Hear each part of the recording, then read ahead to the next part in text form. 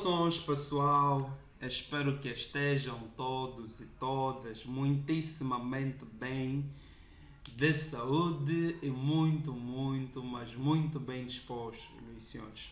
Como tenho dito, é preciso disposição para estudar. Estudar também é diversão. Então hoje estaremos cá juntos a fim de nos divertirmos mais uma vez e falando então de protocolos e comunicações de rede. Daqui com vocês, né, como sempre do outro lado, Prof. Ping. Boa, sem mais demora então, meus senhores, vamos colocar a mão na massa. Estamos nesse capítulo, né, com 3 sessões. Inicialmente iremos falar de regras de comunicação. Na sessão 2 iremos abordar protocolos e padrões de redes. Na sessão 3 falar então de transferência de dados na rede. Bom, vamos então. Primeiramente, né, a primeira sessão, regras de comunicação. Bom, imaginem, meus senhores, que eu, por exemplo, pretendo me comunicar, né, com vocês. É preciso que sejam estabelecidas algumas regras. Se eu estiver a falar muito rápido, se eu estiver a falar muito rápido, vocês não entendem, certo? Se eu estiver a falar muito lento, fica chato para vocês. É preciso então que haja aqui uma determinada negociação quanto à velocidade da comunicação.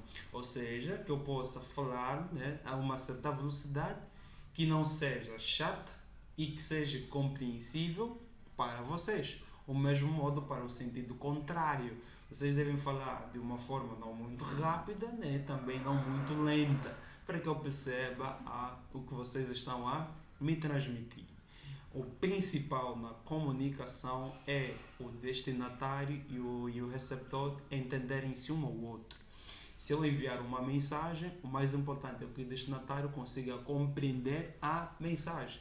Se eu estiver a falar chinês, se vocês aí estiverem a falar árabe, não é um problema.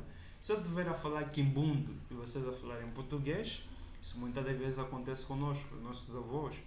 Estamos a falar português, né? Os nossos avós estão a falar uma língua, uma das nossas línguas nacionais, um quimbundo, um mundo, ou uma outra língua, ou ainda uma outra língua, né? O Kikongo, ou ainda Lingala, que é muito falado aqui pelos nossos irmãos da República Democrática do Congo.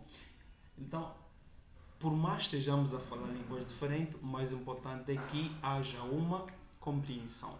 Bem, quanto a mensagens, imaginem, por exemplo, que eu envio uma carta para vocês. É preciso definir uma certa estrutura. Nós aprendemos na língua portuguesa, lá na primária, como escrever uma carta. Vimos que há uma estrutura a ser seguida. Temos uma parte numa seção, né, onde colocamos informações do remetente e uma outra zona onde colocamos informação do destinatário. Então temos uma certa ordem, uma certa estrutura da mensagem. Em redes nós também temos isso. É preciso definir uma estrutura, né, um formato das mensagens. O que é que nós temos mais? É preciso também especificar quem é a origem e quem é o destino. Quem é a origem, no caso conhecido como remetente, e quem é o nosso destino, conhecido como destinatário. É preciso que haja essas identificações, identificar o remetente e o destinatário. Meus senhores, em redes, quem faz tudo isso que eu fui dizendo são os protocolos. Os protocolos, eles definem tudo quanto eu acabei de falar. O que é um protocolo de rede? Um protocolo de rede nada mais é do que um conjunto de regras que permitem a comunicação entre dois dispositivos. Diria, um conjunto de regras a serem estabelecidas, a serem cumpridas para permitir a comunicação entre dois ou mais dispositivos. Estamos a falar de protocolos de redes. Eles então são um conjunto de regras. De forma assim mais visual, como é que seria? Seria um software, seria um dispositivo, ou seja, um hardware. Olhando assim para a coisa, ele é, no caso, um software. Vamos olhar para ele como sendo um software. É algo que é escrito, né, desenvolvido por programadores, com uma equipa, é desenvolvido por uma equipa, né, que tem programadores, pessoal de rede, ou um programador com conhecimentos de redes. Então, eles são software e eles são embutidos aos dispositivos. Por exemplo, vocês em redes enviam mensagens, vocês enviam uma mensagem de e-mail. É preciso que alguém torne possível vocês enviarem o e-mail e visualizarem o e-mail. Quem faz isso em rede são os protocolos. Quando você está assistindo um vídeo no YouTube, é preciso que alguém torne possível vocês visualizarem o vídeo. E esse alguém é o protocolo. Na verdade, não é o protocolo, mas sim os protocolos, porque é um conjunto de protocolos, né, que operam em conjunto, que permitem então nós, como utilizadores finais, temos acesso a esses recursos e ou serviços. Então, meus senhores, os protocolos são um elemento primordial em redes, ou seja, eles são a parte da funcionalidade. Nós vimos que, a nível do capítulo 1, que as redes têm 3 componentes: dispositivos, meios de transmissão e os serviços. Os protocolos aqui, eles fariam parte dos serviços, estariam dentro então daquilo que são os serviços, ou seja, a parte da funcionalidade da rede. Bem, um protocolo, ele define aqui os seguintes itens: codificação de mensagens, opções de envio da mensagem, formatação e encapsulamento de mensagens, temporização de mensagens e tamanho das mensagens. Bem, vamos lá falar aqui de forma particular de cada um desses pontos que acabei de citar. Codificação das mensagens. Meus senhores, os computadores. Os computadores eles entendem zeros e uns. A linguagem dos computadores é zeros e uns. Imaginem, por exemplo, vocês vos enviaram um e-mail. Vocês não irão visualizar zeros e uns. Vocês vejam um texto, uma imagem, um som. Ou seja, vocês não estão aí a visualizar zeros e uns. É preciso então que alguém, né, e esse alguém no caso são os protocolos, que consigam definir uma formatação. Ou seja, que consigam fazer com que os zeros e uns se tornem-se legíveis para nós humanos. Ou seja, preparar aqueles zeros e uns, transformá-los e, por exemplo, apresentar como um texto, apresentar como um som, apresentar como uma imagem, apresentar como um áudio. É preciso definir uma formatação. E quem faz isso em redes, adivinhem, meus senhores, quem faz isso são os protocolos. Pronto, isso é simplesmente um pequeno parênteses que queria abrir. Não é especificamente, aqui não estamos especificamente a falar quanto à codificação. Isso que acabei de explicar é quanto à formatação, ou seja, definir um formato. Tem os zeros e uns e é definido um formato. Prontos. Falando já agora especificamente de codificação. Nós temos, por exemplo, os meios de transmissão. Vocês, por exemplo, reparem aqui, vocês têm um computador e um outro computador. Se vocês têm 2 dispositivos, 2 computadores no caso, temos, por exemplo, aqui PC1, PC2.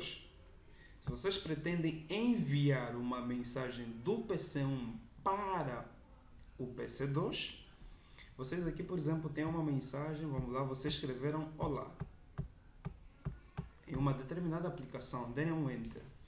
Esse olá aqui, o computador não vai entender olá, o computador vai entender zeros e uns. Ok, linguagem do computador, zeros e uns.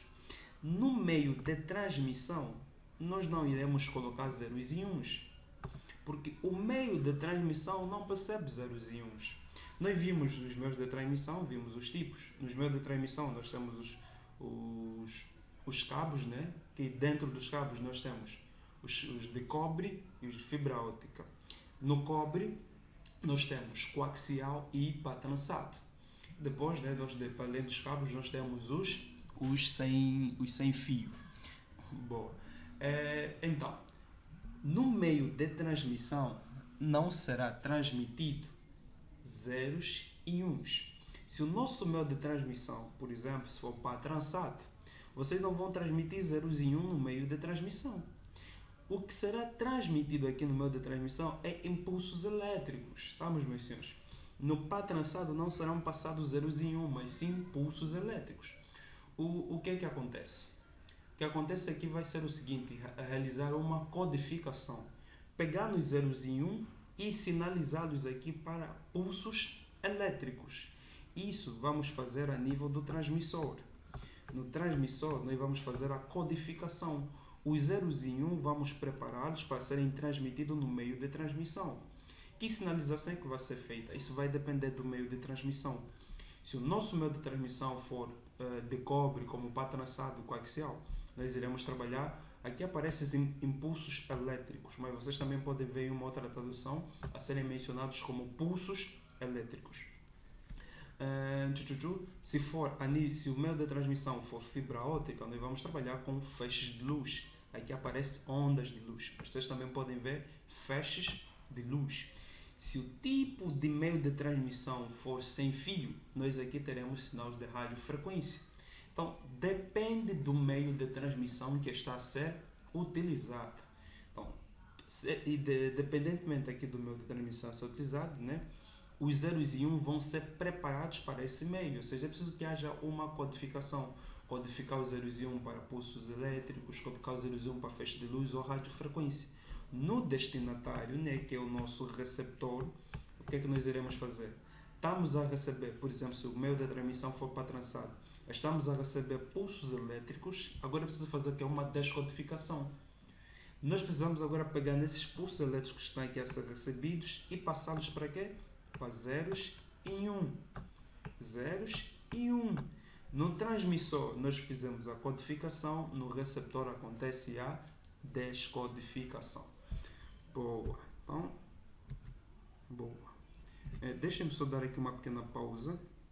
Só atender aqui uma situação pontual. Já. Bem, pessoal, vamos então dar aqui sequência. Falávamos da codificação, né? Que é realizar uma codificação do sinal. Do sinal. Se temos aqui zeros e 1, que é a linguagem do computador, é preciso preparar os zeros e 1 para serem alocados no meio de transmissão. E em função do meio de transmissão será feita uma codificação. Boa. No transmissor, que é o remitente, né, nós codificamos e no destinatário nós descodificamos. Boa. Vamos lá, tá aqui avançar, formatação e encapsulamento. Ou seja, novamente voltando naquele exemplo da carta que nós aprendemos a fazer na primária, que as cartas, né, tinham uma certa estrutura a ser obedecida. Temos, por exemplo, aqui uma parte que informa, né, que tem informações do remetente. Deixa eu invocar aqui a minha caneta.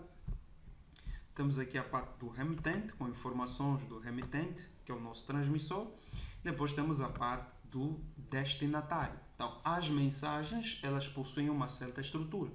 Em redes acontece o mesmo, meus senhores. As mensagens em redes, elas também possuem uma certa estrutura.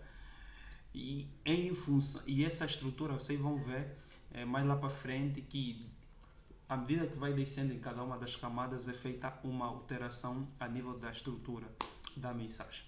Boa. Vamos lá avançar por cá. Tamanho das mensagens. Bem, em redes nós temos algo que é chamada de MTU. Unidade máxima de transferência. MTU, unidade máxima de transferência, que por padrão é igual a 1500. Por padrão, ela é igual a 1500. Boa. Ela é igual a 1500 bits. Então, meus senhores, imaginem que temos o seguinte. Imaginem que vocês tenham uma mensagem que o seu tamanho é de 2000.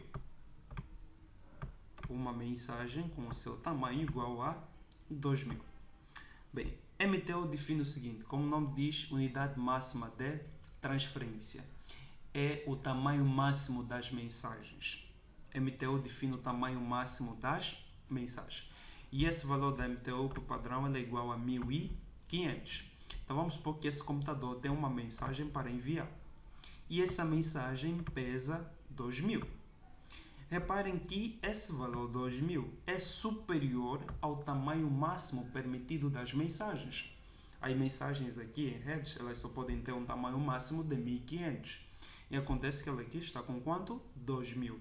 Então o que deve haver aqui? Uma segmentação, uma divisão. Ou seja, vamos pegar nessa mensagem, que é de 2000, e vamos dividi-la em duas. Uma pode ficar, por exemplo, pode ser divisões de custos iguais, 1000, ou por exemplo, aqui a primeira 1500, o mais comum que acontecer vai ser isso, a primeira com os 1500 e aqui a segunda com uns 500. Então a mensagem, que era uma única, é dividida em duas, uma com 1500 e outra com 500. As duas então são enviadas na rede. Lembrem que o ponto que ressaltei aqui, que as mensagens em redes têm um tamanho máximo, que no caso é de 1500. Nós tivemos mensagens com um tamanho superior a 1500, essas mensagens serão divididas. Ou seja, teremos aqui uma fragmentação. Divisão de uma mensagem conhecida como fragmentação. Vocês também podem ver outras paradas em outras bibliografias a ser referenciada como fragmentação. Fragmentação, segmentação tem a ver com divisão. Ou seja, temos uma mensagem, vamos dividi-la em porções menores. Então, o tamanho das mensagens define então o tamanho máximo das mensagens. E em redes, as mensagens têm um tamanho máximo de 1500. Se houver uma mensagem com um tamanho superior a 1500, a mesma é dividida. Ou, palavras mais técnicas, ela é segmentada. Também poderíamos dizer fragmentada. A nível da cadeira de redes nas universidades, é mais ensinado a nível de redes 1 ou redes 2. Se não estou em erro, a redes 1 onde é ensinado isso. Cálculo de como é que se faz a fragmentação. Lembro-me que quando eu vi isso a primeira vez fiquei perdido, mas depois consegui pegar a coisa. Como realizar então fragmentação das mensagens. Alguns cálculos aí que são feitos, algo muito interessante, uma vez bem explicado, com muita paciência também, muita atenção, consegue-se entender perfeitamente. Bom, vamos falar agora de temporizações aqui de mensagens. Temos três senhores aqui, temos os métodos de acesso, temos controle de fluxo, limite de tempo das respostas. O método de acesso consiste no seguinte, em definir quem terá acesso ao meio e quem deve aguardar pelo acesso ao meio. Again, os métodos de acesso, eles definem quem deve aceder ao meio e quem deve aguardar para poder acessar o meio. Imaginem, por exemplo, nós aqui. Se eu estou a falar, você está a falar, o Eza está a falar, o Kiluange está a falar, o Kimboto está a falar, ou seja, todo mundo está a falar. Nós não vamos nos compreender muito bem, porque então todos nós estamos aqui a falar.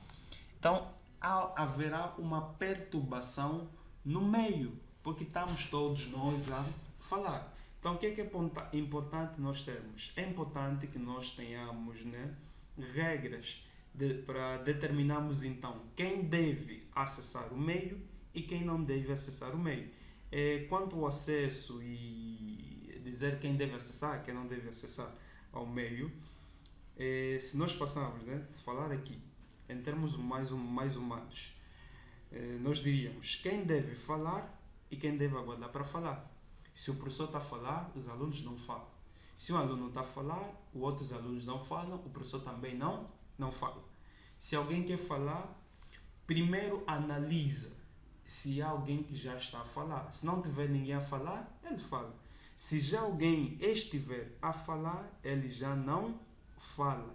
Então, em redes, quem determina isso são os protocolos, de controle de acesso ao meio. Aí nós estamos dentro dos métodos de acesso. Os protocolos de controle de acesso ao meio, eles determinam isso. Quem deve acessar o meio e quem deve aguardar para o acesso ao meio. Tem um PC, pretende enviar uma mensagem, tem um PC, pretende enviar uma determinada mensagem. Antes dela enviar, ela analisa primeiro o meio. Se ninguém está a transmitir. Se ninguém está a transmitir, se o meio estiver livre, ok, ele transmite.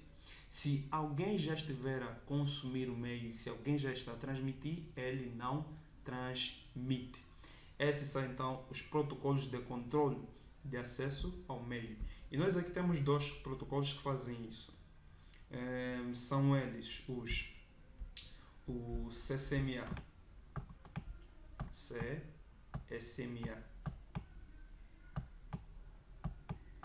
CCMA. Temos dois CCMA. O CCMA barra CD e o CCMA barra CA. São os dois. Os dois protocolos de controle de acesso ao meio. CCMA barra CD, CCMA barra CA. O CSMA barra CD ele é utilizado em redes cabeadas. Já o CCMA barra CA é o controle de acesso ao meio que é utilizado em redes sem fio. Ambos definem quem deve acessar o meio, quem deve aguardar pelo acesso ao meio.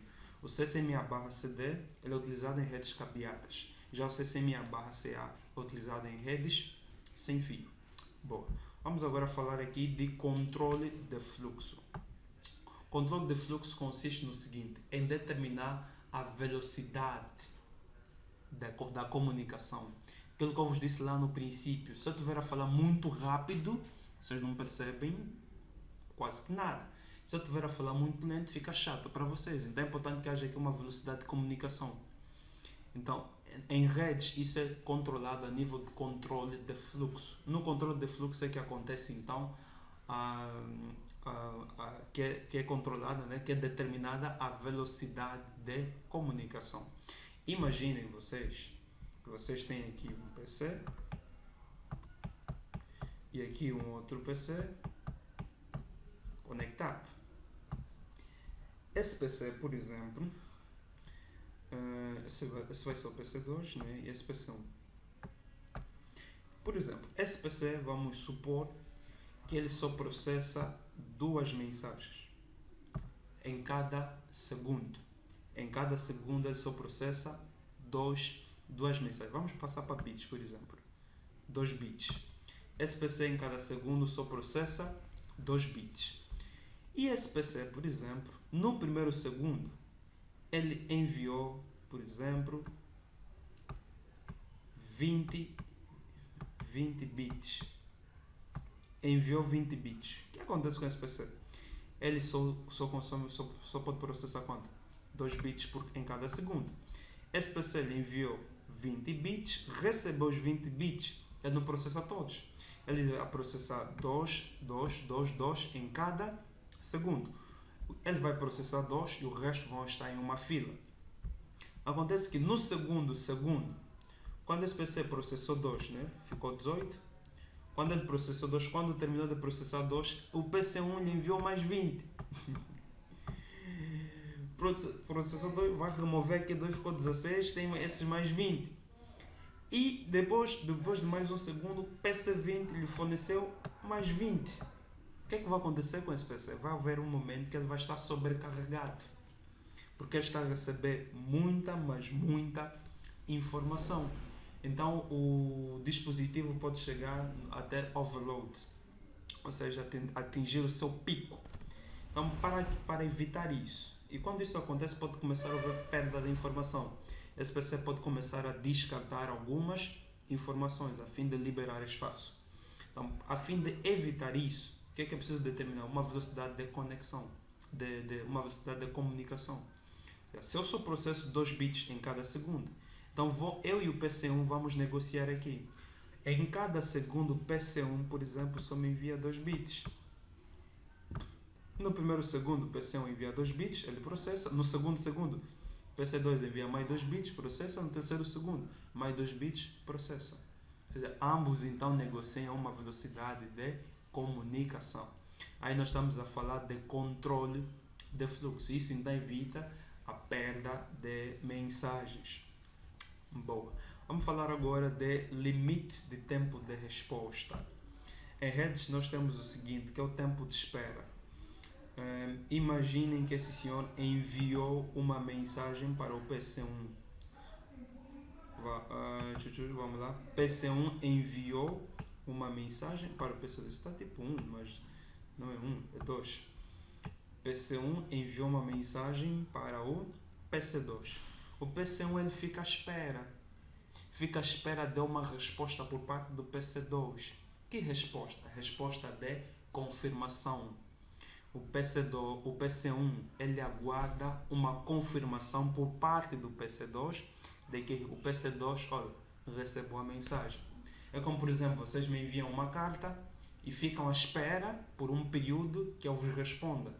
Então, eu depois, quando recebo a carta, recebi, eu respondo-vos a carta que vocês me enviaram, dou uma resposta. Então, o tempo que vocês têm de espera da resposta é esse que nós temos aqui, limite de tempo da resposta. E vamos supor que, por exemplo, esse senhor tem uma determinação que o tempo de espera é de 2 segundos. Ele enviou a mensagem e aguarda durante 2 segundos uma confirmação por parte do PC2 de que realmente o PC2 recebeu a mensagem. Nestes 2 segundos ele vai aguardando. Passado 2 segundos, se o PC2 não confirmar, não enviar uma resposta ao PC1, o PC1 pode começar a tomar algumas atitudes. Uma delas pode ser retransmitir novamente a mensagem. Enviei uma mensagem, passou o tempo de resposta, não recebi nada. Entende-se que o destino não recebeu a mensagem. Então retransmitimos novamente a mensagem. Passou um período, o destino não está confirmado, não está dando nenhuma resposta, retransmitimos novamente a mensagem. Esse pode ser um comportamento. Outro comportamento pode ser que ele envia a mensagem, o tempo de espera da resposta esgotou e não faz mais nada, fica por aí. Pode ter esses 2 comportamentos. Pode acontecer que ele não faz mais nada quando o tempo de espera aguarda, quando o tempo de espera é esgotado, ou pode ser que ele tome uma atitude quando o tempo de espera esgote, que é retransmitir a mensagem. Então, isso tem a ver com limite de tempo da resposta. O tempo que se espera para poder receber a resposta de uma mensagem. Isso é conhecido como confirmação. E em redes nós, para realizarmos a confirmação, é utilizada, muitas vezes, o comum, é enviar mensagens de ACK. Essa palavra parte-me um pouco a língua. É acknowledgement. É uma abreviação aqui, ACK. É uma abreviação. Quando temos aí mensagens de ACK, são mensagens de confirmações. Enviaram-nos uma mensagem, nós confirmamos então com um ACK. Vamos agora às opções de entrega. Nós temos 3 opções. Por exemplo, eu posso me falar simplesmente com você que está aí. Só você mesmo que está aí assistindo a aula. Só você. Eu e você. A comunicação aqui é de quem? De 1 para 1. Eu para contigo. Então, nós estamos diante de um unicast. Quando a comunicação é 1 para 1, nós estamos diante do unicast. Unicast é quando a comunicação é de 1 para 1. Agora, dentre todos vocês que estão aí me acompanhando, eu só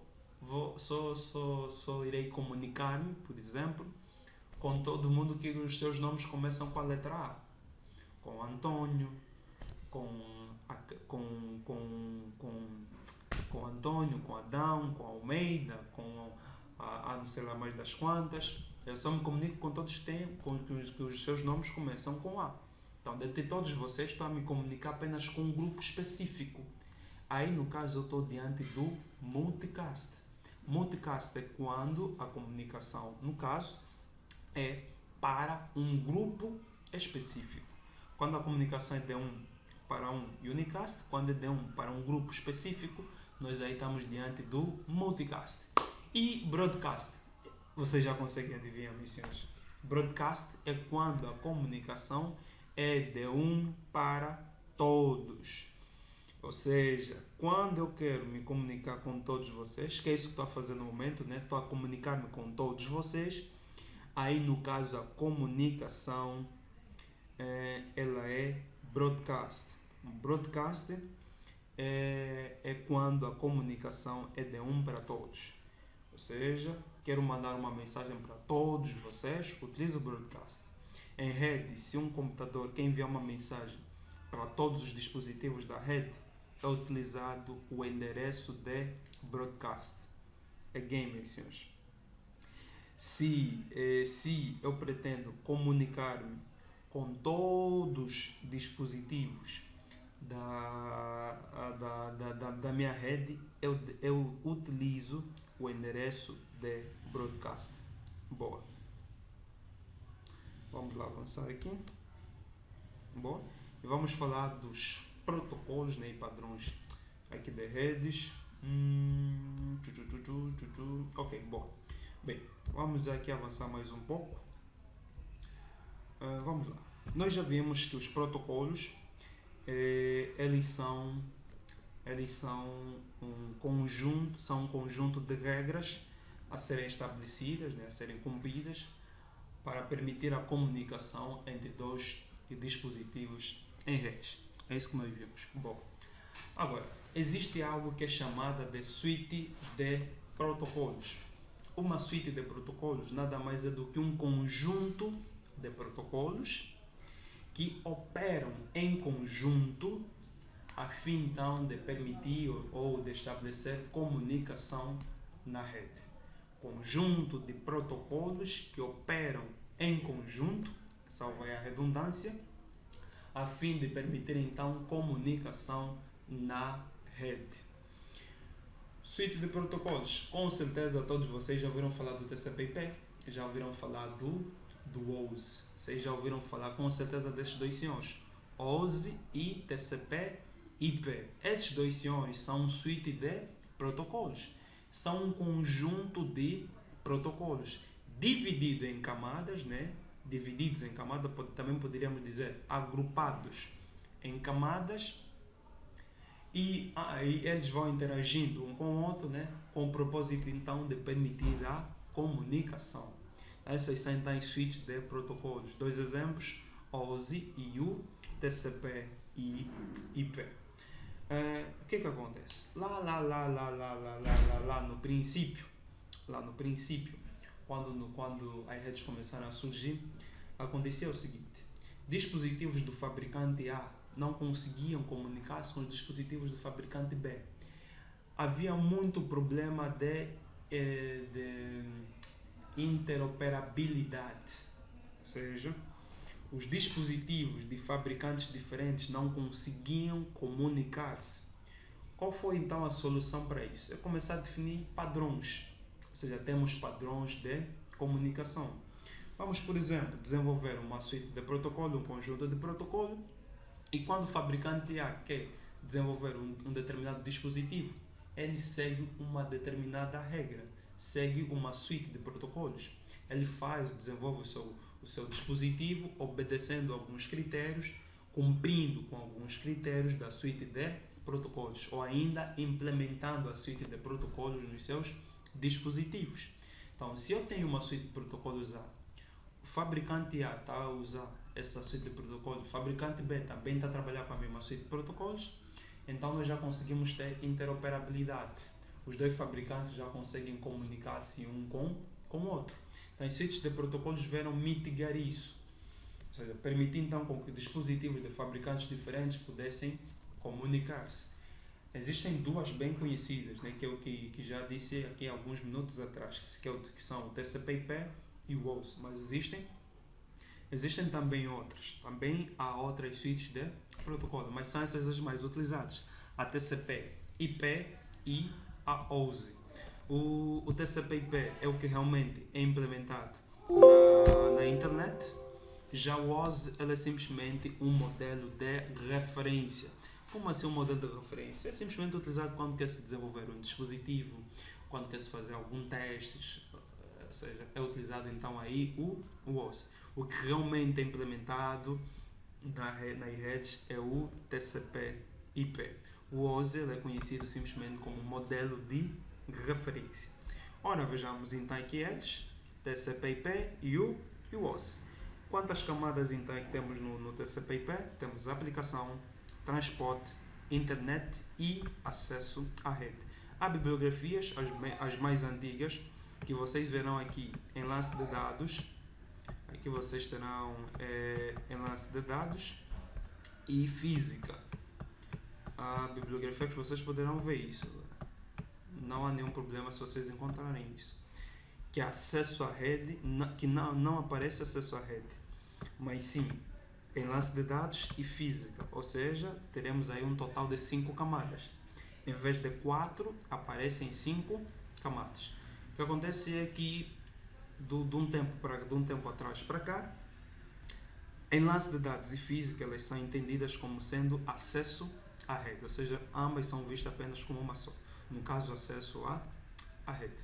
No OSI nós temos 7 camadas. Temos aplicação, apresentação, sessão, transporte, rede, enlace de dados e física. Vejam que aqui temos aplicação, transporte, internet, acesso à rede. Aqui, aplicação, apresentação, sessão, transporte, rede, enlace de dados e física. Nós então temos as camadas. Vejam que aqui é camada 7, camada 6, camada 5, camada 4, camada 3, camada 2 e camada 1. Cada protocolo é então agrupado em uma camada específica. Nós vamos ter alguns protocolos na camada de aplicação, outros protocolos na camada de transporte, outros protocolos na camada de rede, outros protocolos na camada de enlace de dados, outros protocolos na camada física. Então, vamos ter protocolos aí agrupados, né, em cada uma das camadas. Bem, vamos lá falar um pouco aqui dos objetivos de cada uma dessas camadas. Os objetivos de cada uma dessas 7 camadas.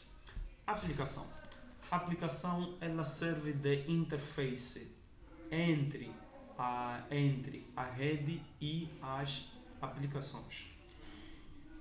Repito, a aplicação ela serve de interface entre a rede e as aplicações. Ou seja, vocês, por exemplo, como usuários finais, se vocês querem enviar um e-mail, vocês abrem, por exemplo, um navegador de internet, uma aplicação. Aquela aplicação, ela interage com a rede. Quem permite, então, quem serve aí de interface entre a aplicação e a rede é a camada de aplicação. Estamos? Ela é quem cuida disso, que serve de interface entre a camada, entre as aplicações e a rede. Já a camada de apresentação. A camada de apresentação ela trata da apresentação, do formato dos dados, qual vai ser a formatação dos dados. Por exemplo, se é uma imagem, nós temos um determinado formato. Temos PNG, temos JPG e mais outros formatos que podem ir surgindo. Se for um vídeo, nós também temos um formato MP4 e outros formatos mais. Então, quem prepara os dados, ou seja, quem dá um formato aos dados, é a camada de apresentação. Ela também é responsável pela criptografia. A criptografia, ela também acontece aqui na camada de apresentação. É na camada de apresentação onde acontece a criptografia. Então, duas funções essenciais na camada de apresentação: o formato dos dados e a criptografia. São as duas principais funções da camada de apresentação. Sessão. A sessão ela gera os diálogos, ou seja, as conversações, no caso, entre duas aplicações. Ela estabelece, mantém e termina o diálogo entre duas aplicações. Quem gera os diálogos entre as aplicações é aqui a camada de sessão. Transporte. Transporte define como os dados serão transportados. Imaginem, por exemplo, vocês, quando têm para o vosso local de trabalho ou para a vossa instituição de ensino, no local onde vocês estudam, vocês podem ir de táxi, podem ir de avião, podem ir de helicóptero, podem ir de um outro meio de transmissão, podem ir de comboio. Ou seja, a camada de transporte ela define como os dados então serão transportados. Ela também é responsável pela fragmentação, ou poderíamos também dizer segmentação. Ela é responsável pela segmentação. Segmentação é divisão. Temos uma mensagem e dividir as mesmas. Ela é responsável pela segmentação, pelo envio dos segmentos e pelo reagrupamento dos segmentos. Se eu tenho uma mensagem com um tamanho grande, uma mensagem de um tamanho grande, dividir as mesmas, né, em porções menores, nós daí conhecemos isso como segmentação. E essas porções menores são conhecidas como fragmentos. E fragmentos ou segmentos. E quem cuida então de realizar isso é a camada de transporte. No transmissor, nós vamos ter a fragmentação. Vamos dividir em porções menores.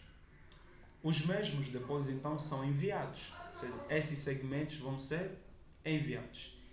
Quem cuida então também do envio dos segmentos é a camada de transporte. O destinatário, quando receber esses segmentos, ele precisa reagrupar.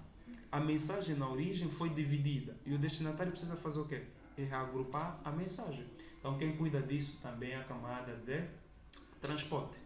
Uma outra função da camada de transporte é a identificação das aplicações. Quem identifica as aplicações, ou seja, os números de portas, é a camada de transporte. Por exemplo, uma porta que é muito conhecida, 80. 80 identifica o HTTP. Então, quem determina isso, a identificação das aplicações, dos protocolos, é a camada de transporte. Ela é que tem essa responsabilidade. Bom, depois temos a camada de rede. A camada de rede é uma camada muito, muito bonita, uma camada muito adorável, muito, muito boa, muito, muito bonitinha.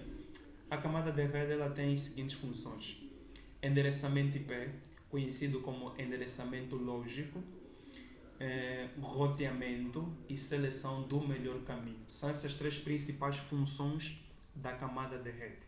Endereçamento lógico, que é conhecido como endereço IP, roteamento e seleção do melhor caminho. O que é roteamento? O roteamento é, por exemplo, temos aqui um determinado dispositivo e aqui temos uma rede A e por cá temos uma rede B. O roteamento é o processo de encaminhar tráfego de uma determinada rede para uma outra rede. O processo de encaminhar tráfego de uma rede para uma outra rede é conhecida como roteamento. Bem pessoal, dê-me só mais alguns minutos aqui, já volto. Bem pessoal, dando sequência, falávamos da camada de rede, que é uma camada extremamente bonita, extremamente interessante. Né? Dizia, né, que as suas principais funções são endereçamento lógico, que é o endereçamento IP, roteamento que consiste em encaminhar tráfego de uma rede para uma outra rede, ou seja, receber fluxo de dados por uma interface e encaminhá-lo para uma outra interface. Esse processo é conhecido como roteamento. A outra terceira função da camada rede é a seleção do melhor caminho. Imaginem, por exemplo, vocês que têm um roteador, por exemplo, sou o meu roteador, com três interfaces, por exemplo.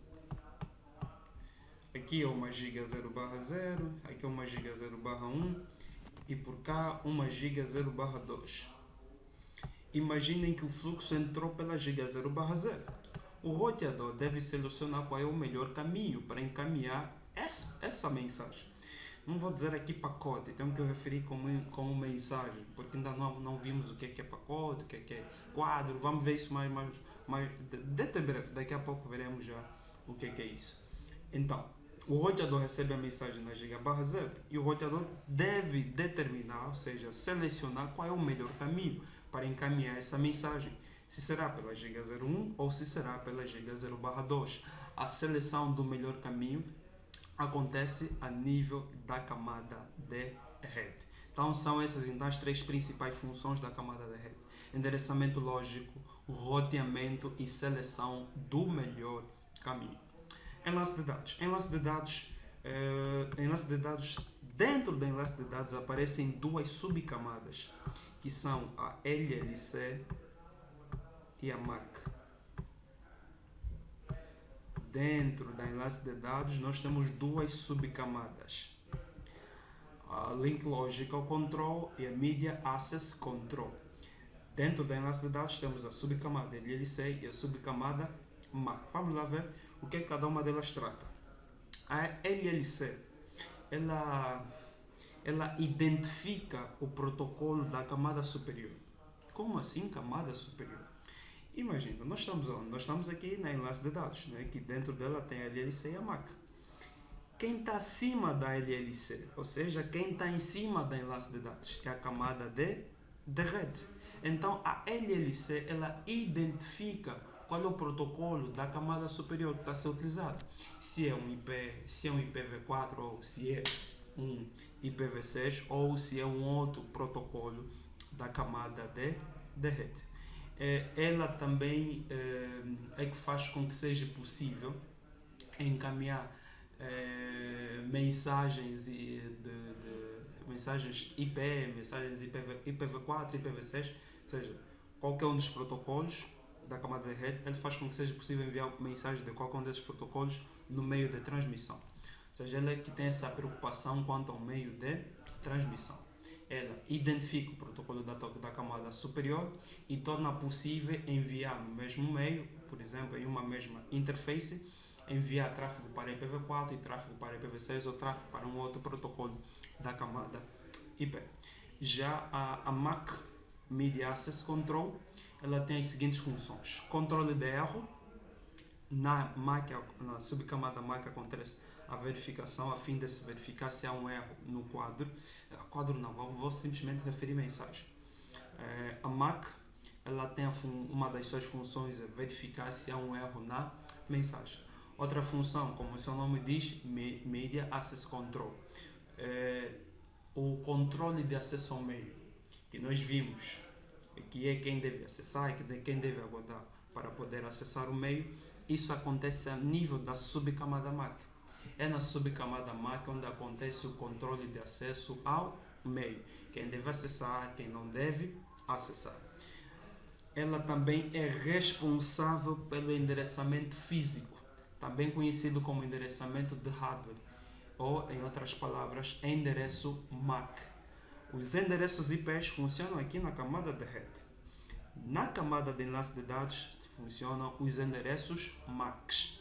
Again, meus senhores. Camada de rede trabalha-se com endereços IPs.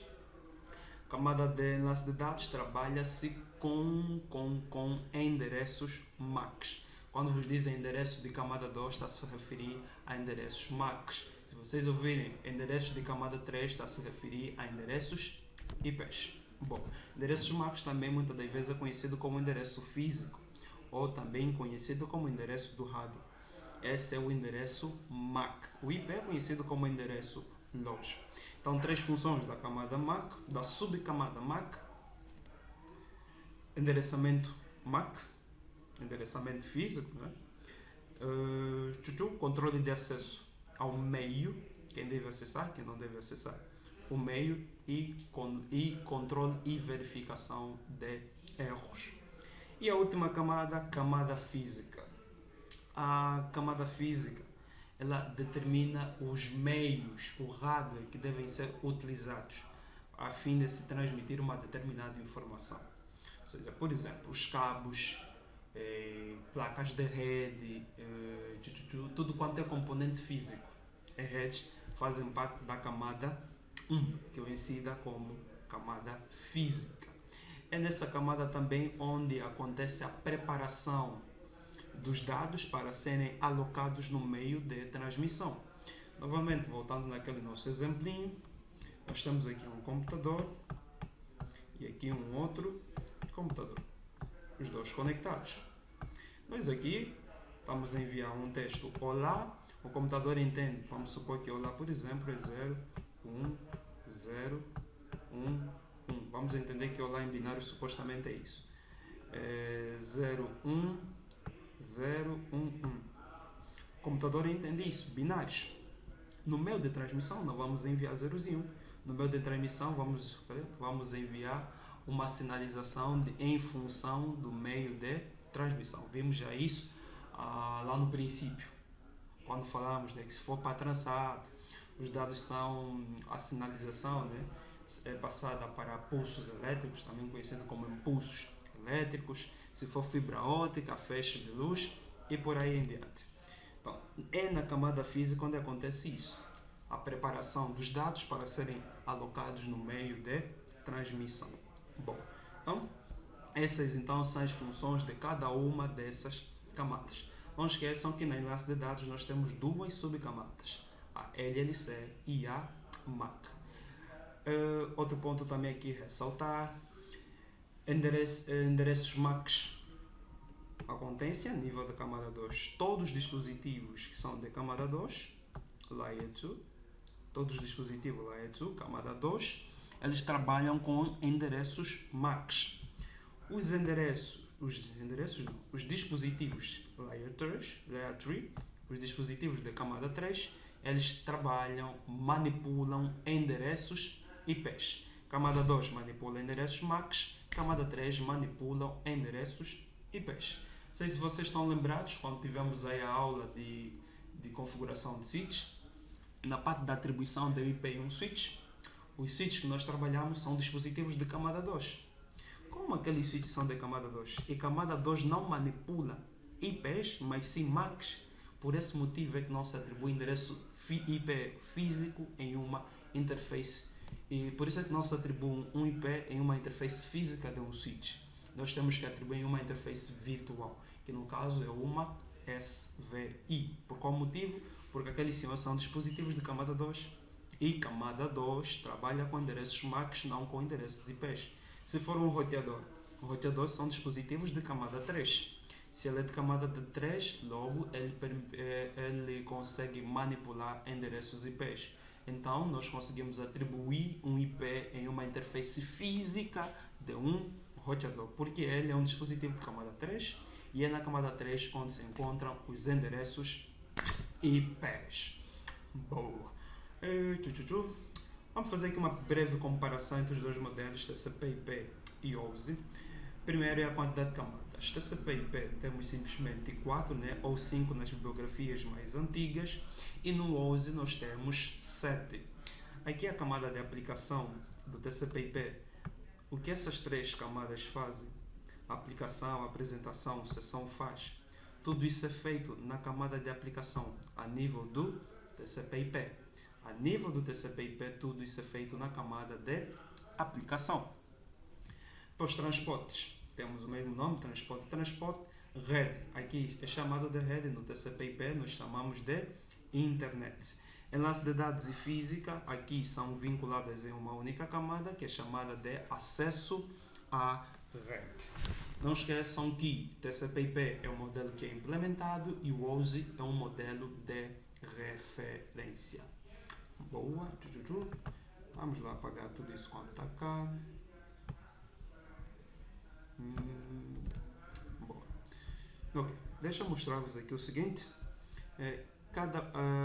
Os protocolos vão estar agrupados em cada uma das camadas.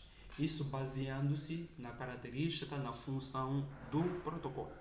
Por exemplo, se for um protocolo que faz roteamento, se é um protocolo de roteamento, como por exemplo o RIP, um protocolo de roteamento como o RIP, que você verá a nível do módulo 2. O RIP é um protocolo de roteamento. Em que camada que o RIP vai ser executado? Em que camada que nós teremos o RIP? O RIP, por ser um protocolo de roteamento, vamos colocar numa camada que faz roteamento. Dentre essas 7 camadas, qual delas é que faz o roteamento? Minha camada de rede. Boa, perfeito, sim. Então, como é a camada de rede que faz o roteamento, então nós vamos inserir o RIP aqui na camada de rede. Nós vamos e é assim que é, né? O RIP é um protocolo que funciona na camada 3, na camada de rede, porque ele faz roteamento e o roteamento acontece na camada 3. Então, em função da função do protocolo, ele é vinculado a uma determinada camada. Deixa eu mostrar-vos aqui alguns protocolos vinculados às camadas.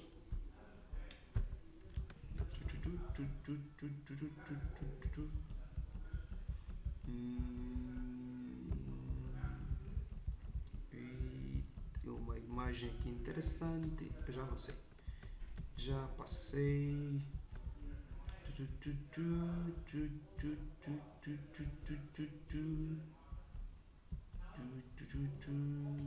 Don't know. Where is? Está aqui da transferência.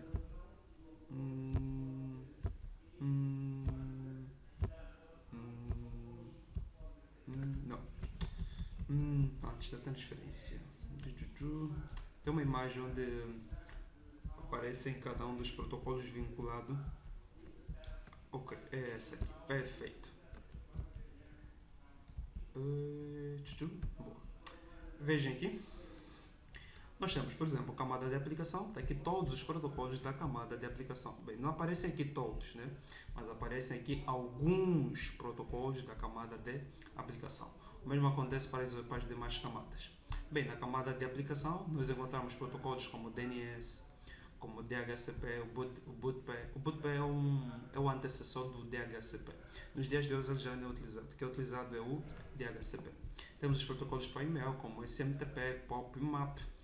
Temos para a transferência de arquivos, que são o FTP, o TFTP, e para a web, que é o HTTP. Então, todos esses protocolos são protocolos que funcionam a nível da camada de aplicação. A nível da camada de transporte, temos dois bem conhecidos, que são o UDP e o TCP. Aparecem mais outros protocolos a nível de camada de transporte, mas são esses os mais conhecidos. Temos o RTP, que é utilizado a nível do IGRP, mas pronto, aqui temos simplesmente o UDP e o TCP. Camada da internet, nós temos o IP, o NAT, ICMP e todos os protocolos de roteamento. Aqui temos dois exemplos, como o SPF e o IGRP. A nível de acesso à rede, nós temos protocolos e algumas drives. As drives elas acontecem aqui a nível da camada de acesso à rede. Temos o ARP, protocolo ARP, temos o PPP, temos o padrão Ethernet e temos a drive. Todos assim hoje funcionam a nível da camada de acesso à rede. Então os protocolos estão agrupados dessa forma. Ou seja, cada um deles está agrupado em uma determinada camada.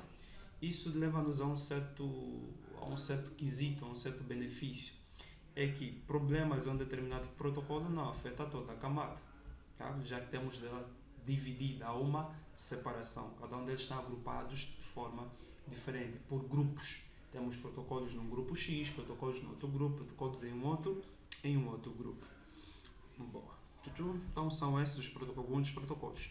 Em uma prova podem perguntar-vos, por exemplo, se o DNS, qual é a camada que se encontra o protocolo DNS. O DNS encontra-se na camada de aplicação. Podem perguntar-vos TCP, de qual camada que ele pertence? Transporte. Então vocês vão ter que memorizar aqui alguns. Vocês vão ter que ter aqui alguns desses em mente. Então tratem de memorizar. Possivelmente a memorização vai ser suave. Sem querer querendo, vocês vão dar por conta e já memorizaram alguns. Por exemplo, eu creio que vocês, o DP e o TCP, vocês já não vão esquecer que é na camada de transporte. DNS, vocês já não irão esquecer que é na camada de aplicação. Então, HTTP, camada de aplicação. Todos os protocolos de roteamento acontecem também na camada de aplicação. Então, tem aí alguns que, sem querer querendo, vocês vão dar conta, quando vocês se derem conta, já estão nas vossas mentes. Bom, vamos então dar aqui sequência. Vamos eliminar esse senhor e explicar aqui um processo. Bom, meus senhores, imaginem vocês que nós temos, né, um transmissor e um receptor. Quando nós estamos no transmissor, nós vamos sair de cima para baixo. Quando nós estivermos no receptor, vai ser de baixo para cima. Como assim de baixo para cima, cima para baixo? No transmissor, nós vamos começar com a camada de aplicação, depois a apresentação, sessão, transporte, rede, enlace de dados e física. vamos começar de cima para baixo.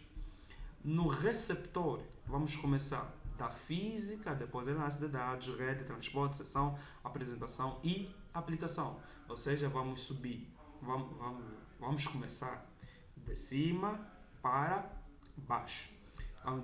Se vamos começar de cima ou abaixo, depende se estamos onde. Estamos no transmissor ou se estamos num receptor. Bom, meus senhores, vamos aqui falar também de PDUs. PDU. Unidade de dados do protocolo. Unidade de dados do protocolo. PDU. PDU é o formato com que as mensagens assumem em cada uma das camadas.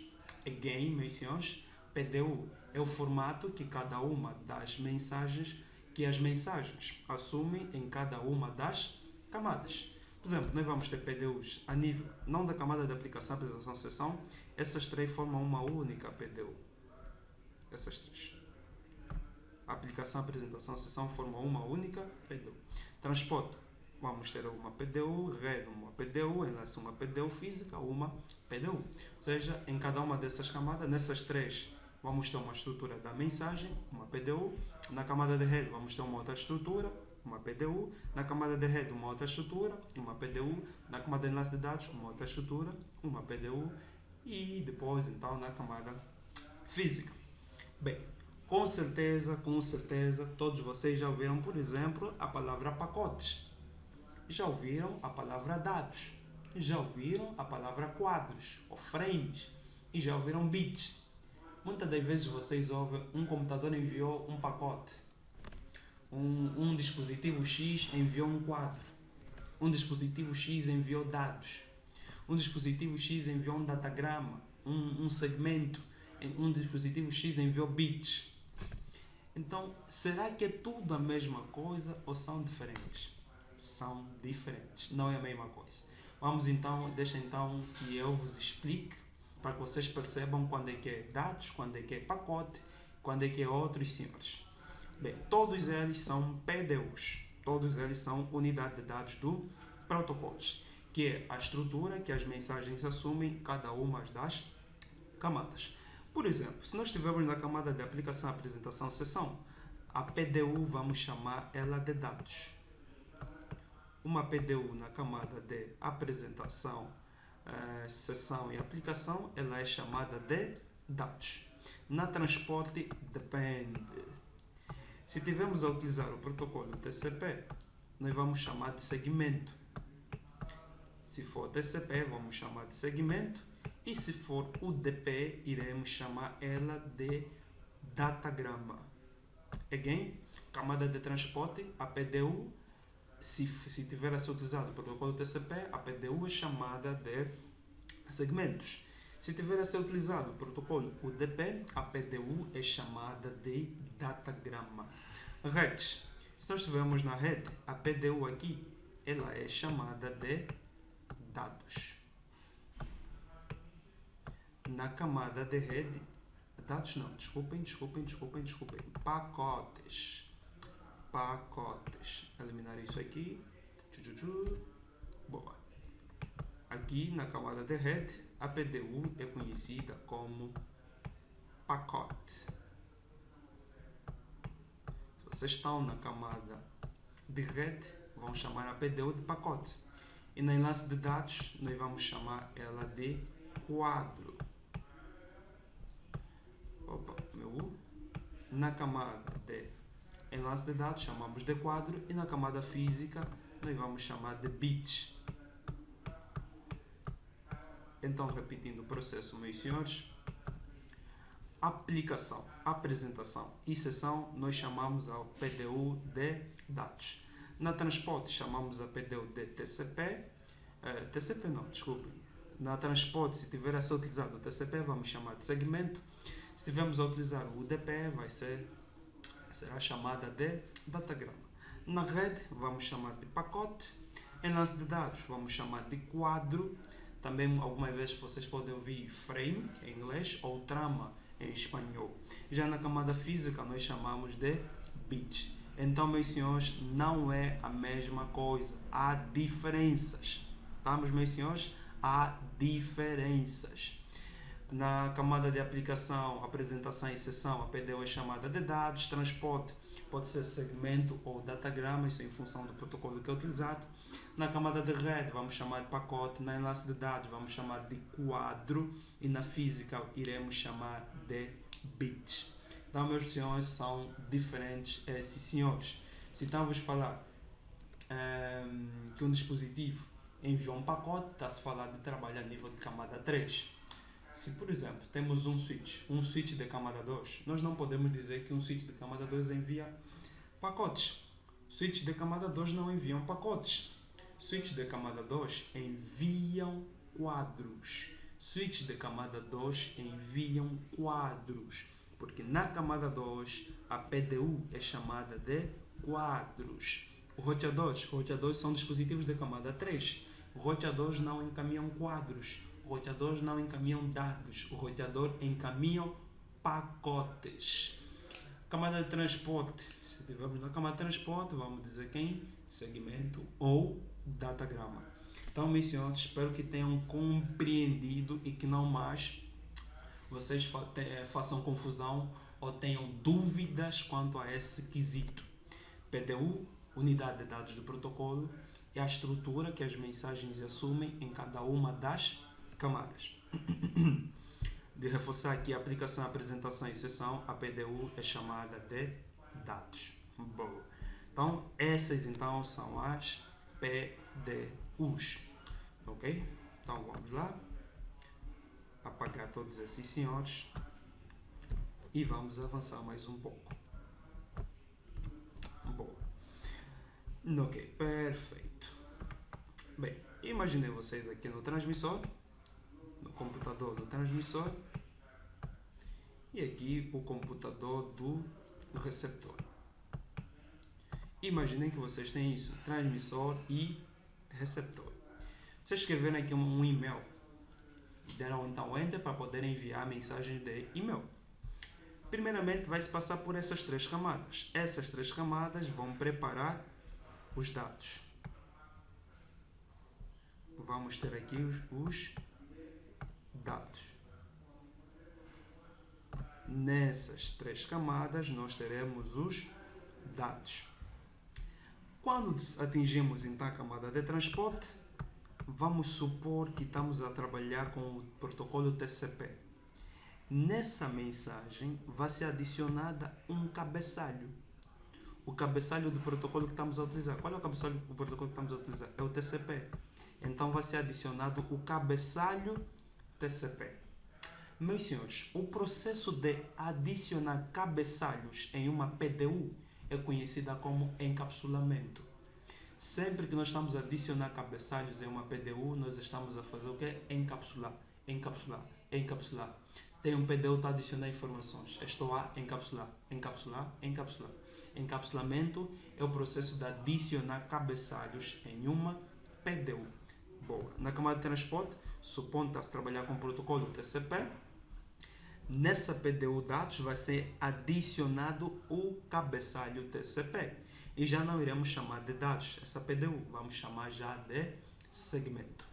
Descemos aqui na camada de rede e na camada de rede, por exemplo, está a trabalhar com o protocolo IP.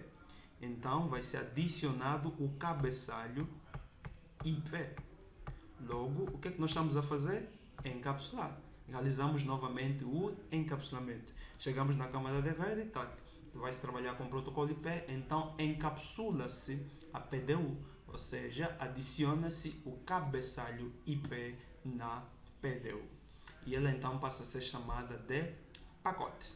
Bom, depois temos então enlace de dados. Quando nós chegamos aqui no enlace de dados, nós estamos no transmissor. O transmissor é de cima para baixo. Quando chegamos no enlace de dados, vamos lá supor que o enlace de dados adiciona o padrão, né, a tecnologia Ethernet. Ele vem aqui e adiciona um cabeçalho aqui de Ethernet. O Ethernet ele adiciona dois, adiciona aqui e no final adiciona mais umzinho. Tudo faz parte do Ethernet. Bom, então temos então novamente um encapsulamento. Depois chegamos na camada física. A camada física pega todas essas informações que estão aqui.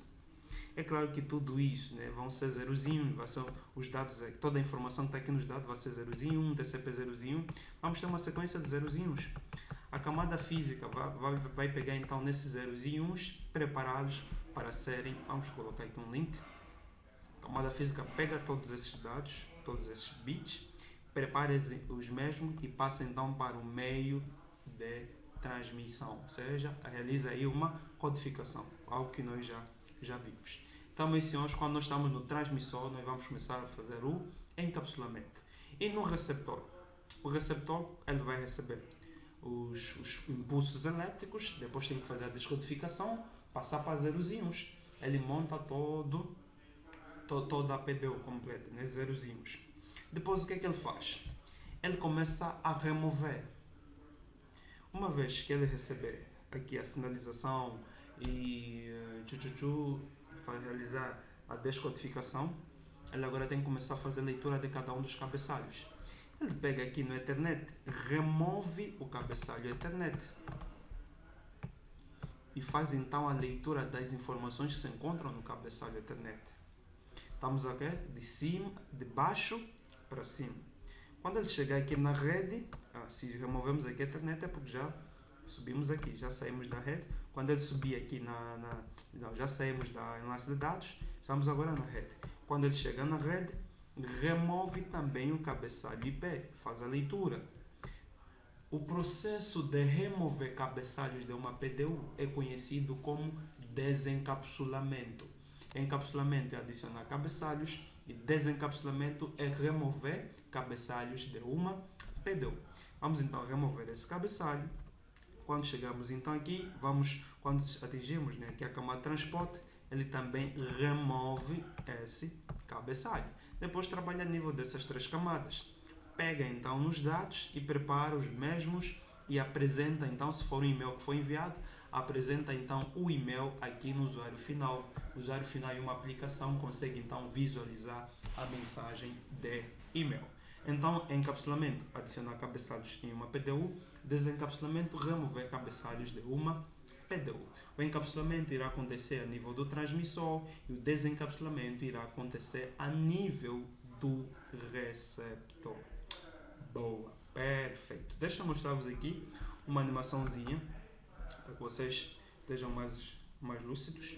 Por exemplo, temos aqui um servidor que irá enviar uma página web a um cliente. Um servidor que está a enviar uma página web para um cliente. No primeiro processo aqui, né, estamos aqui, esse é o transmissor, esse é o receptor. Vamos começar com o transmissor, ou seja, começar com os encapsulamentos. O servidor vai preparar aqui os dados, né? Trabalha com as três camadas, se for OSI, ele aqui trabalha com TCP/IP. Então, pega na camada de aplicação e prepara os dados. Vamos lá executar a animação. Aqui a página web. Pega nessa mesma página web, prepara-os e aloca então nos dados. Temos a PDU dados. Depois, desce na camada de transporte. E na camada de transporte é selecionado um protocolo. Vamos supor que seja o protocolo TCP. Adicione então um cabeçalho TCP. Boa. Depois desce para outra camada, a camada de internet. E na camada de internet é adicionado o cabeçalho IP. Trabalhou-se com cabeçalho IP. Feito isso, vamos para acesso à rede. Acesso à rede adiciona então o Ethernet, o cabeçalho Ethernet. Uma vez feito isso, o que é que ele irá fazer? Tudo isso vai ser zerozinhos, certo? Zerozinhos. Esses zerozinhos devem então ser enviados no meio de transmissão. Bem, não vão ser zerozinhos que serão enviados no meio de transmissão. Esses meios eles não trabalham com zeros e uns. Mas nessa animação vocês vão ver que são zeros e uns. Mas na realidade, vejam, passou para zeros e 1, mas na realidade não são zerozinhos. No meio de transmissão não irão passar zerozinhos. Então, ele envia então o mesmo para o destinatário. O destinatário, por sua vez, avançar aqui. Quando ele receber as informações, vamos lá rodar. Ele recebeu as informações, o que é que ele tem que começar a fazer? Desencapsular. Remove o cabeçalho Ethernet, processo, cabeçalho Ethernet, faz a leitura, remove o mesmo. Depois remove o cabeçalho IP por ordem. Depois de remover o cabeçalho P, remove o cabeçalho TCP, aquilo é remover, fez leitura. Fez leitura, processou, removeu. Depois de leitura dos dados e apresenta então a página ao usuário final. Mas, senhores, quando você está, por exemplo, se vocês abrirem no Facebook, antes acontece algo que aqui não é exibido, que é a solicitação. Por exemplo, vocês aqui no vosso navegador escrevem www.facebook.com. Vocês solicitam a página web, no caso. E o servidor dá-vos então a resposta. Aqui no caso só está já a exibir a resposta por parte do servidor. Não foi demonstrada a solicitação por parte do cliente. Primeiro o cliente solicita ao servidor, depois então envia o conteúdo web, a página web. Bom, então mais ou menos é assim que funciona quando vocês abrem um website. O processo é todo esse que vocês visualizaram. Daí. Bom, então vamos lá falar mais aqui de alguns pontos. Vamos lá subir aqui um pouco. Ok. Ok, vamos lá.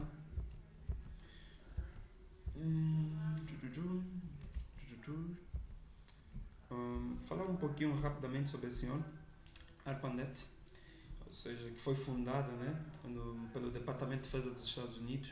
Ele é o predecessor da internet. A predecessora, o predecessor da internet, no caso é a ARPANET. Tudo começou com a ARPANET. E a ARPANET trabalhou com TCP/IP. E já vimos, só dando aqui alguns reforços em alguns pontos. Vamos lá. Ok, falar aqui um pouco dos padrões abertos. Os padrões abertos. Padrões abertos. Vamos lá. Padrões abertos. O que é que eles fazem? Eles incentivam a interoperabilidade, a concorrência e a inovação. Interoperabilidade é garantir com que, por exemplo, dispositivos de fabricantes diferentes possam se comunicar. Bom, e temos mais aqui algumas organizações padronizadoras. Geralmente são organizações sem fins lucrativos, independentes de fornecedores, estabelecidas para desenvolver e promover o conceito de padrões abertos. Por exemplo, quando vos dizem que um determinado protocolo é um padrão aberto, isso quer dizer que ele é independente do fabricante, ou seja, qualquer fabricante pode implementar o mesmo. Cisco pode utilizar, Huawei pode utilizar, vamos lá, por exemplo, um OSPF, ele é padrão aberto. Nós podemos executar o OSPF nos dispositivos da Cisco, podemos executar o OSPF nos dispositivos da Huawei. É claro que a sua implementação, as estruturas do comando tem aí uma certa diferença, mas podemos utilizar nos dois fabricantes. Isso então motiva com que haja a concorrência e inovação. Interoperabilidade. Já disse há pouco tempo que é garantir, né, com que dispositivos de fabricantes diferentes possam se comunicar. Bem, existem então algumas organizações que cuidam desses padrões. São elas, né, a IEEE, a IANA, a IETF, a ICANN, a ICANN, a ITU e a TIA. São algumas das organizações de padrão aberto. Deixa eu maximizar isso. Bom. Temos aqui mais algumas organizações, né, que trabalham a nível que definem padrões a nível da internet. Temos a IISOC, temos a IAB, a ITF, a IRTF, a ICANN e a IANA. Essa senhora é extremamente importante.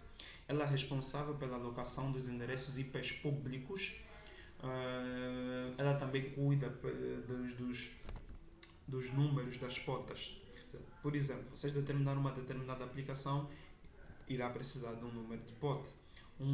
Por exemplo, um HTTP possui um número de porta, um Telnet possui um número de porta, um SSH possui um número de porta. No caso, o SSH é 22, Telnet é 23, HTTP é 80, HTTPS é 443. Vamos discutir isso a nível do capítulo 8.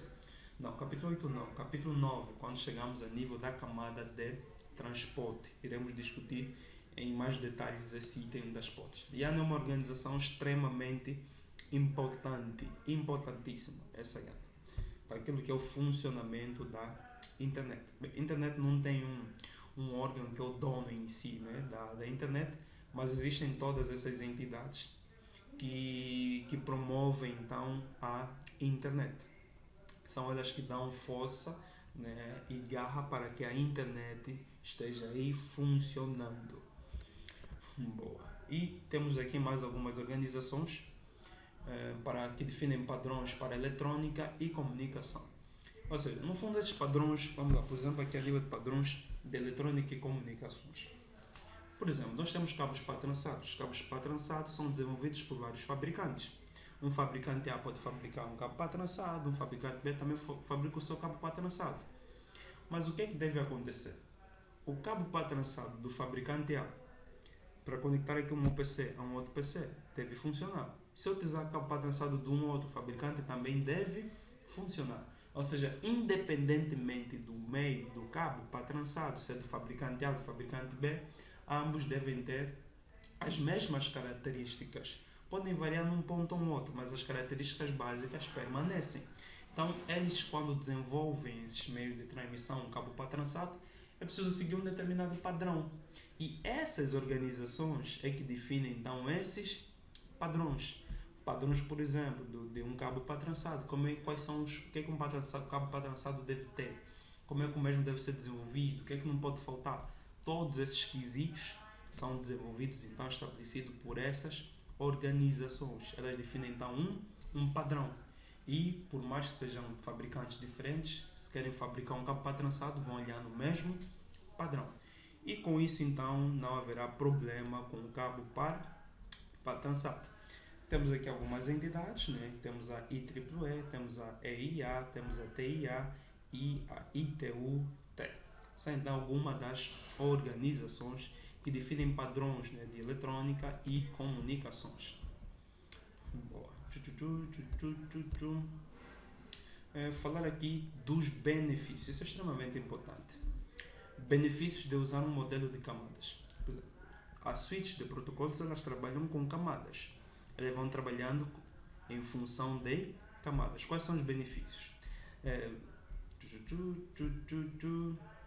Dar assistência ao projeto do protocolo, né? Para que os protocolos em cada camada tenham funções definidas, ou seja, vamos ter funções definidas em cada uma das camadas. Estimular a competição, porque os produtos de diferentes fornecedores podem trabalhar em conjunto. Vamos lá, estimular a competição, porque os produtos de diferentes fornecedores podem trabalhar em conjunto, ou seja, estamos a olhar para o mesmo padrão, vamos desenvolver um dispositivo, vamos seguir esse mesmo padrão, temos interoperabilidade e de fabricantes diferentes podem operar em conjunto, né, a fim de desenvolverem uma determinada solução. Tudo isso baseando-se então numa suite de protocolos. Evitar que alterações na tecnologia de uma camada afetem as outras camadas, já que a divisão, uma alteração em uma camada, né, não afeta outras camadas. Fornecer um idioma comum para descrever funções e capacidades de rede. Ou seja, temos um determinado padrão, uma suite que deve ser obedecida, então temos um padrão, uma linguagem comum que vamos utilizar para ir desenvolvendo os dispositivos. São esses então alguns dos benefícios do trabalho em camada. Bem, comparação já fizemos. Ok, boa. Vamos lá falar desse rapidamente. Multiplexação. Já vimos segmentação. Segmentação é, né, temos uma mensagem dividida em porções menores. Estas porções menores são conhecidas como segmentos. E o processo de, em um único meio, nós transmitimos vários segmentos. Temos aqui várias conversações aqui em um único meio de transmissão. Nós conhecemos isso como multiplexação. Temos um único meio, vamos então transferindo vários segmentos. Por exemplo, pode ser segmentos que têm tráfego de voz, segmentos para tráfego de dados, todos estes transportados no mesmo segmento. Esse processo é conhecido como multiplexação. Isso já abordamos. Também já falamos de encapsulamento, encapsulamento e desencapsulamento. Bom, vamos então agora falar de endereços de rede. Bem, nos endereços nós temos dois. Nós temos os endereços IPs, né, que são conhecidos como endereços lógicos, que podem ser alterados. Vocês em um computador podem atribuir em um momento um IPA e depois em outro momento atribuir um IPB. Os endereços IPs eles podem ser alterados. Nós temos o IP de origem e o IP de destino. Por exemplo, olhem para aqui, temos esse senhor e temos o servidor. Se esse dispositivo, quem enviou uma mensagem para o servidor, quem será o IP de origem? O IP dessa máquina, que no caso é 192.168.1.110. E quem será o IP do destino? O nosso destinatário, que é quem? O 162.16.1.99. Então está aí o nosso IP de origem e o nosso IP de destino. Está aí definido então os dois. IP de origem e IP de destino. Para além dos endereços IPs, nós também temos algo que é conhecido como endereço físico, que são os endereços MACs. Deixa eu puxar por cá. Aqui não tem um endereço MAC. Boa, por exemplo, aqui temos. Imaginem que esse senhor quem enviou uma mensagem para o servidor. Para além dos endereços IPs, que são os endereços lógicos, que servem para identificar um dispositivo na rede, nós também temos os endereços MACs, que são os endereços físicos. Os endereços MACs, diferentes dos endereços IPs, eles não podem ser alterados. Os endereços MACs não podem ser alterados, salvo se é criada aí alguma artimanha para alterar o endereço MAC. Mas comumente os endereços MACs não são alterados. Teremos uma aula na qual vamos falar mais ainda dos endereços MACs, da sua estrutura, como é que o mesmo é composto e tudo mais. Também no endereço IP temos várias aulas dedicadas aos endereços IPs.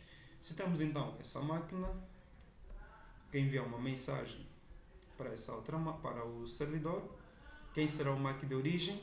A. Quem será o MAC de destino? C. Então, MAC de origem, MAC de destino. IP de origem, IP de destino.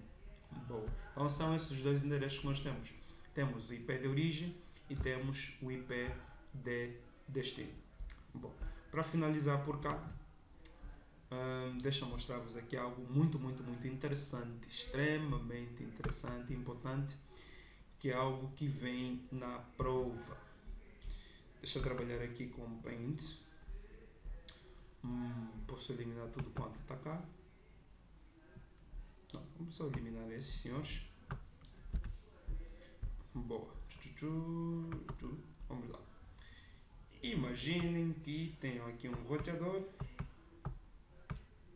aqui um switch, aqui um outro switch. Aqui vocês têm um PC e aqui tem um outro PC. O PC conectado, conectado.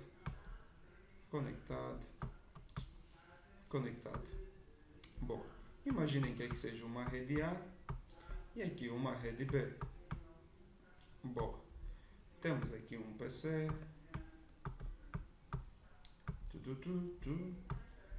Temos aqui um outro PC. Ok, bom. Imaginem que vocês têm dois endereços. Esse senhor, o IP vamos colocar aí. Vamos supor que o seu IP é i.1. O IP não é isso, não tem essa estrutura, tem uma outra estrutura. Mas vamos supor que essa máquina, o IP é i.1 e essa, o IP é i.2. Boa. E o endereço MAC aqui é M1 e aqui M2. O endereço MAC também tem outra estrutura, mas vamos trabalhar com isso. Por cá, o MAC M2. Não, M2 já utilizamos, então vai ser M3. E o IP I3. E aqui, essa interface, o IP, vamos colocar I4. Boa. MAC M4 E esse PC, o IP. O IP aqui vai ter que ser diferente. Mas vamos só trabalhar ainda assim. Vamos lá trabalhar dessa forma. Aqui I5, I6. Acontece que dispositivos em esses senhores não deveriam estar na mesma rede. Mas pronto, aqui não vamos falar ainda desses conceitos. Vamos ficar com I5, I6, MAC M5 e aqui o MAC M6. Bom, temos então isso. SPC IP1, onde tem o I1, SPC IP I2, aqui o MAC M1, MAC M2, IP I5, MAC M5, IP I6, MAC M6. Quanto às interfaces nos roteadores, essa interface do roteador, o MAC M3, o IP I3, e por essa IP4, o MAC E4, M4. Bom, vamos lá. Supondo que esse seja o PC1, esse o PC2, esse o PC3 e esse o PC4. PC1 que pretende comunicar-se com o PC2. Bem, eu vou ter que apagar mesmo isso. Preciso de space. Preciso de space aqui. Imaginem vocês que PC1 pretende enviar uma mensagem para o PC2. Quem será o IP de origem?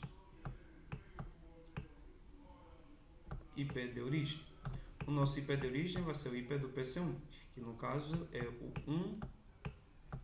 1.1. Boa. E quem será o IP de destino? O IP de destino será o IP do PC2, que no caso é o... Temos o IP de destino, que será o... Dê-me só um minuto, pessoal. Não, podemos prosseguir, vamos lá. Temos aqui IP de destino, que vai ser no caso o e estamos onde? PC2. Outros. Tive uma desconcentração aqui. Vamos lá. PC2. PC2, IP do PC2 é I2. Então temos o nosso IP do destino, né, que é o PC2, que o seu IP é I2. Quem será o MAC de origem? O MAC de origem será o MAC do PC1, que no caso é o M1.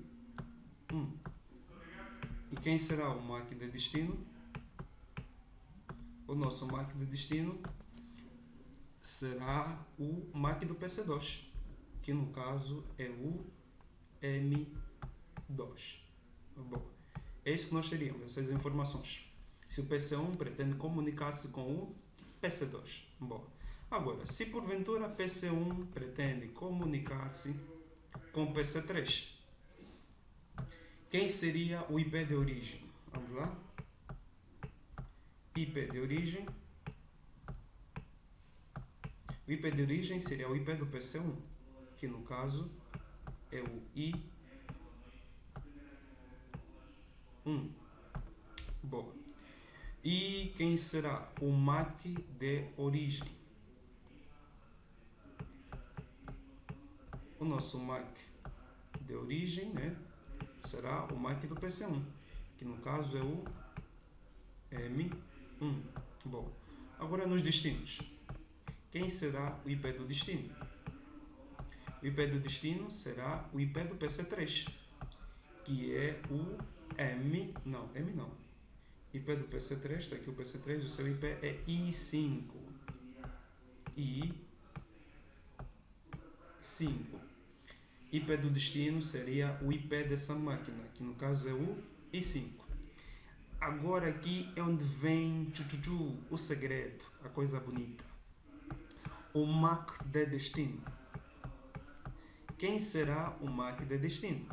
Intuitivamente, nós poderíamos pensar que o MAC de destino seria o MAC do PC3, né? Já que estamos a mandar uma mensagem do PC1 para o PC3, se o IP de destino é o IP do PC3, pensamos também que o MAC de destino é o MAC do PC3. Meus senhores, nananina não. Não é assim. Os endereços MAC eles funcionam a nível local, ou seja, é para trabalho a nível da mesma rede. Se vocês, por exemplo, estão no PC1 e querem enviar uma mensagem para o PC3, o MAC de destino não será o MAC do PC3. Por quê? Porque o PC3 está em uma rede diferente que a do PC1. PC1 está na rede A e PC3, desculpem, está na rede B. Então, sempre que a origem e o destino estão em redes diferentes, o MAC de destino não será o MAC da vossa máquina de destino, mas será o MAC do gateway. Estamos? Repito, quando vocês têm um dispositivo que pretende enviar uma mensagem para um dispositivo que se encontra em uma outra rede, o MAC de destino não será o MAC desse tal destinatário, mas sim o endereço MAC do gateway. Nós teremos aí uma aula que é focada a isso, na qual é explicado o gateway. Vamos lá, tem uma aula a nível do capítulo 6 que nós abordamos o que é um gateway. Só dando uma adiantada, gateway é a porta de saída, ou seja, o endereço ou o dispositivo que nos permite sair da nossa rede, que nesse caso é esse daqui. O IP dessa interface é que é o gateway desses PCs. O IP dessa interface é que é o gateway desses PCs. Então, quem será o MAC de destino? O MAC de destino não vai ser o MAC do PC3, mas sim o MAC do gateway. Quem é o gateway? Essa interface. Nessa interface, qual é o IP? I3. Qual é o MAC? M3. Então, o nosso MAC de destino é o M3. O MAC de destino será o M3. PC1 está em uma rede, PC3 está em outra rede. Então, o MAC de destino fica o MAC do gateway. E o MAC do gateway, no caso aqui, é o IP é essa interface. O IP dessa interface é que é o gateway. O endereço MAC dessa interface, que é o M3, é que é utilizado como MAC de destino. Isso sairá na prova, vocês terão isso na prova.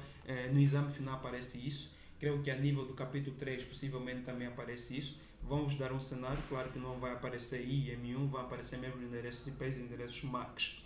Vocês vão ter que e vão vos perguntar, PC, por exemplo, PC1 quer mandar uma mensagem para o PC3. Qual será o endereço MAC de destino? Começam a vos dar aquelas opções. As provas são sistemas americanos. Vos dão então as opções. Podem vos dar o MAC do PC1, o MAC do PC3 e aqui o MAC aqui dessa interface que é o gateway. Então, o MAC de destino será o MAC dessa interface, que é o MAC do gateway.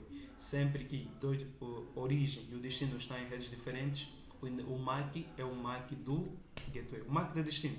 O MAC de destino é o MAC do gateway. Então, pessoal, é tudo quanto queria mostrar-vos por hoje.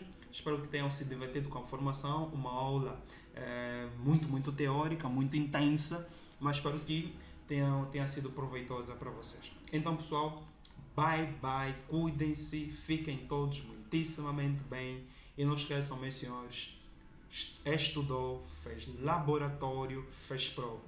Então, meus senhores, foi um prazer como sempre. Bye.